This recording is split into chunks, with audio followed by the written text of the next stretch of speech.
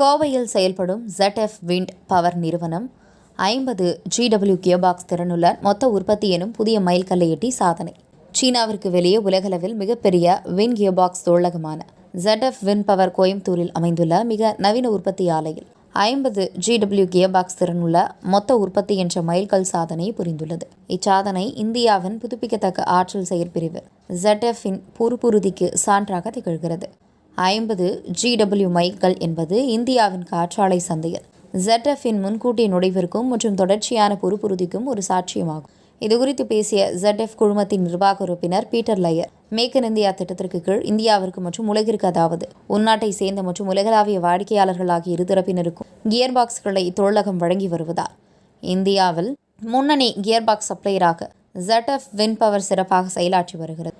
இந்த உற்பத்தி வசதிகளை விரிவாக்குவதில் ZF குழுமம் செய்து வரும் முதலீடுகள் இப்பிராந்தியத்தின் வளர்ச்சிக்கான சாத்தியத்திறனுக்கும் மற்றும் இதன் நீண்டகால இலக்குகளுக்குமான ஒரு வலுவான சான்றாக திகழ்கிறது. நிலைப்புத்தன்மைக்கான குறிக்கோள்களில் நாங்கள் தொடர்ந்து பொறுப்புறுதியுடன் இயங்குகிறோம்.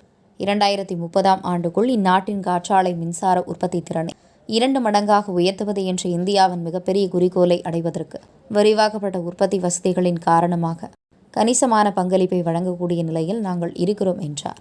சுற்றுச்சூழல் மீதான பாதிப்பை குறைக்கவும் பசுமையான எதிர்காலத்துக்கு பங்களிப்பை வழங்கவும் மிக நவீன தொழில்நுட்பங்களையும் மற்றும் செயல்முறைகளையும் பயன்படுத்துகின்ற சிறந்த தொழிலகமாக கோயம்புத்தூர் ஆலை இயங்கி வருகிறது குறிப்பிடத்தக்கது.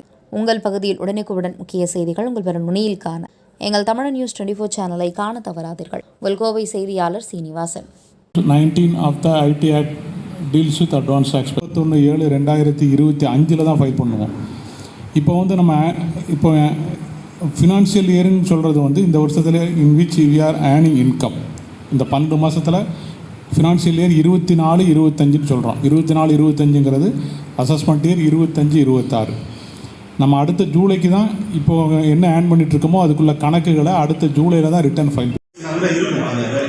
இப்போ என்ன பண்ணுறாங்கன்னா வருடாந்திர தகவல் இருக்குது. இது எப்படின்னா இந்த ஆனுவல் இன்ஃபர்மேஷன் ஸ்டேட்மெண்ட் இது ஒரு விரிவான காம்ப்ரிஹென்சிவ் டிஸ்பிளேட் இன் ஃபார்ம் 26 ஏஸில் உங்களுக்கு பார்த்தீங்கன்னா உங்களுக்கு ஹை வேல்யூ டிரான்சாக்ஷன் இருக்கும். டிடிஎஸ் டிசிஎஸ் சொன்னால் அந்த நம்ம வாங்கின ஏதாச்சும் லோன் இருக்குது, அந்த இதுக்கு இன்ட்ரெஸ்ட் கட்டிகிட்டு இருக்கோம் அப்படின்னு சொன்னால் அந்த இன்ட்ரெஸ்ட்டையும் கழிச்சிக்கலாம். இது போக 2 கழிச்சல் போக மிச்சம் வர்றது மட்டும்தான் வாடகை வருமானம்னு ஹவுஸ் இன்கம் ஃப்ரம் ஹவுஸ் ப்ராப்பர்ட்டியில் நம்ம எடுத்துக்கிற போகிறோம். அதே மாதிரி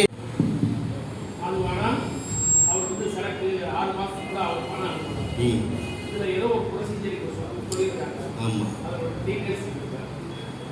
அது இப்போ கரண்ட் ஃபினான்ஷியல் ஆக்டில் தான் வந்திருக்கு. அதை பற்றி எனக்கு இன்னும் தெரியல. நான் உங்களுக்கு அதை பற்றி தனியாக விளக்கம் சொல்கிறேன். அதை காஸ்ட்டாக எடுத்துக்கலாம். இண்டெக்ஸேஷன் பெனிஃபிட்டாக தான் அந்த 10 லட்சத்தை கழிச்சிட்டு அப்புறம் நம்ம ப்ரோக்கரேஜ் கொடுத்துருப்போம், அந்த ப்ரோக்கரேஜை கழிச்சிக்கலாம். இது போக பேலன்ஸ் போது ஏன் பென்ஷன்லாம் இது டிடிஎஸ் பிடிக்கிறாங்கிற காரணம் என்னுடைய கேள்வி. டிடிஎஸ்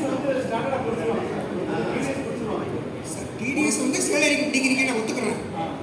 சீனியர் சிட்டிக்கு ஏன் டிடிஎஸ் பிடிக்கிறீங்கன்னு தான் கேட்குறேன். 3 lakhs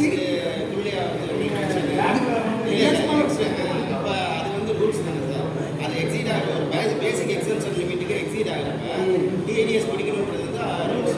அதை படி பிடிக்கிறாங்க. இன்கேஸ் உங்களுக்கு எக்ஸ்ட்ரா ஆப்பர்ச்சுனிட்டி நீங்கள்